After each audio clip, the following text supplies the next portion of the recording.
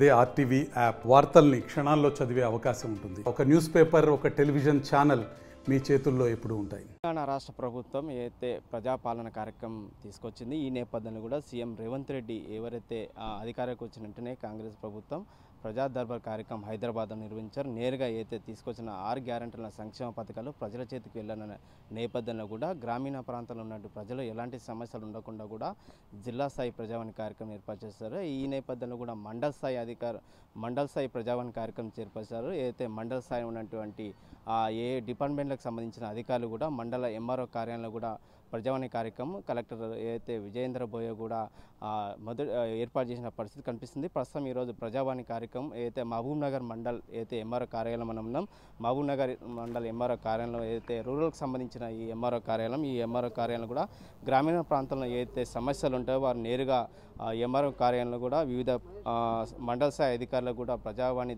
ద్వారా దరఖాస్తు చేసుకోవడానికి కూడా ఈరోజు ప్రజావాణి కార్యక్రమం అవకాశం కల్పించారు. ఈ నేపథ్యంలో గత 2 సార్లు కూడా ఏదైతే మొదటిసారి కూడా ప్రజావాణి మండల స్థాయి అధికారులు కూడా ఏర్పాటు చేశారు. ఈరోజు రెండో ప్రజావాణి కార్యక్రమం కూడా నడుస్తుంది. ప్రస్తుతం మనం మండల స్థాయి ప్రజావాణి కార్యక్రమం సమావేశాల్లో ఉన్నాం.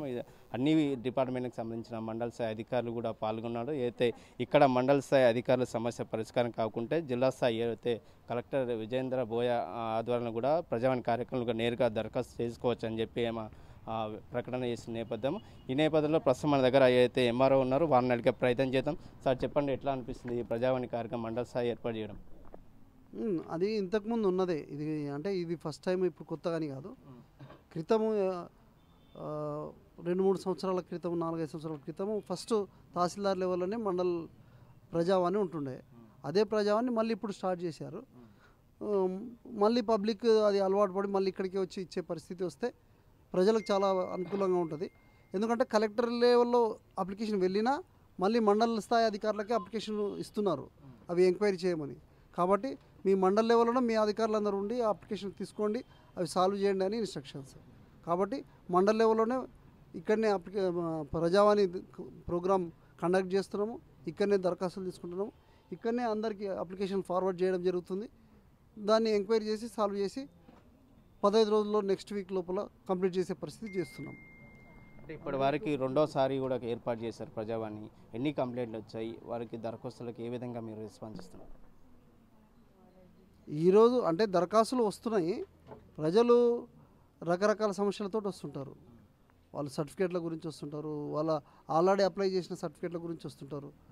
వచ్చిన వాళ్ళు లోపలికి వెళ్ళి ఆఫీస్లో అప్లికేషన్స్ ఎంక్వైరీ చేసుకుంటారు, తీసుకుంటారు, చేయించుకొని తీసుకెళ్తారు. సపరేట్గా వాళ్ళ సమస్యలు ఉన్న వాళ్ళు వచ్చి అడిగితే మేము చేస్తున్నాం, ఎండార్స్మెంట్ చేస్తున్నాము, పబ్లిక్కి మైక్ ద్వారా కూడా అనౌన్స్ చేస్తున్నాము, పబ్లిసిటీ చేస్తున్నాము అందరికీ. కాబట్టి ప్రజలలో అవగాహన వచ్చి మనం మండల లెవెల్లోనే క్లోజ్ చేసుకోవాలనేది వస్తే ఇక్కడికే వస్తారు. డిస్టిక్ ఇక్కడనే ఉండడం వల్ల మ్యాక్సిమం అప్లికేషన్స్ అక్కడ పోయే పరిస్థితి ఉంది. అది కూడా నెక్స్ట్ వీక్ నుంచి ఇక్కడికే వచ్చే పరిస్థితి చేస్తాం. అంటే ఒక దరఖాస్తుని మండల స్థాయి పరిష్కారం కాకుంటే జిల్లా స్థాయికి ఏ విధంగా మీరు పంపిస్తారు? మండల లెవెల్లోనే మ్యాక్సిమం అప్లికేషన్స్ అన్నీ పరిష్కారం అవుతాయి. ఏదైనా పరిష్కారం కాని సమస్యలు ఉంటే అది ఎందుకోసం పరిష్కారం కాదు ఏమి అనేది మేము డీటెయిల్గా రిపోర్ట్ రాస్తాము. రిపోర్ట్ రాసి మా పై అధికారులకు తెలియజేస్తాము. ఈ ప్రజావాణి సమావేశంలో ఇంతమంది అధికారులు మండల స్థాయి అధికారులు పాల్గొన్నారు? ఏ డిపార్ట్మెంట్? ఈ ప్రజావాణిలో ఈరోజు 7/10/2024 ప్రజావాణిలో 13 మంది అధికారులు, మండల లెవెల్ అధికారులు పాల్గొన్నారు. అదేవిధంగా పంచాయత్ సెక్రటరీలు 28 మంది పంచాయత్ సెక్రటరీలు పాల్గొన్నారు. అందరూ కూడా మార్నింగ్ నుంచి అంటే 10 o'clock స్టార్ట్ అయింది. 10 o'clock నుంచి కూడా ఇక్కడనే ఉండి దరఖాస్తుదారులను చూస్తూ దరఖాస్తులని స్వీకరిస్తూ ఎంక్వైరీకి ఇచ్చేస్తున్నాము.